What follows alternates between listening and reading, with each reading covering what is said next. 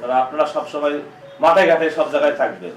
আপনারা তো প্রত্যন্ত অঞ্চলেও বিভিন্ন মিডিয়া কভারেজ করবেন, ভোট কেন্দ্রে অবস্থান কভারেজ করবেন এবং দেখবেন জনগণের কোনো সমস্যা হচ্ছে কিনা।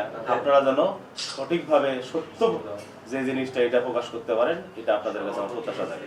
আমার দীর্ঘদিনের একটা সম্পর্ক এই অঞ্চলের মানুষের সঙ্গে আমার প্রত্যাশা তো অবশ্যই আছে, পাশাপাশি তাদেরও প্রত্যাশা আছে আমি যেন আমার জায়গা থেকে সঠিকভাবে মানুষের সেবা করতে পারি। আমার ইনশাআল্লাহ চেষ্টা থাকবে এবং ইনশাআল্লাহ 12 তারিখ আমরা বিজয়ের মাধ্যমে পরবর্তী কার্যক্রম জানাবো। এবং আমি আল্লাহ পাকের যদি আল্লাহ পাক আমাকে রহমত করে নির্বাচিত হই, ইনশাআল্লাহ দেখতে পারবেন নির্বাচিত হওয়ার পরের দিন থেকে আমার কার্যক্রম শুরু হবে ইনশাআল্লাহ, এবং মানুষের পাশে আসি থাকবে ইনশাআল্লাহ।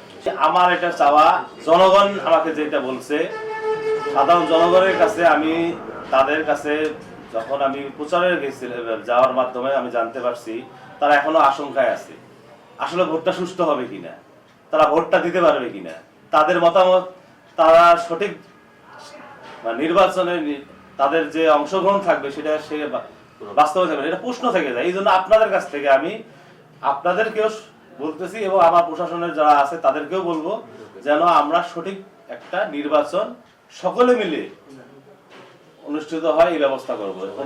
অনুষ্ঠিত হওয়া যায় নিরপেক্ষ ভূমিকা পালন করব সবার জায়গা থেকে, সবাই দল মত নির্বিশেষে। আমরা সবাই তো একই এলাকার লোক, সকলের কাছে প্রত্যাশা সকলে তাদের আপনাদের নিরপেক্ষ ভূমিকা পালন করার মাধ্যমে একটা সঠিক নির্বাচন উপহার দিয়ে এই প্রত্যাশা আপনাদের সকলের কাছে।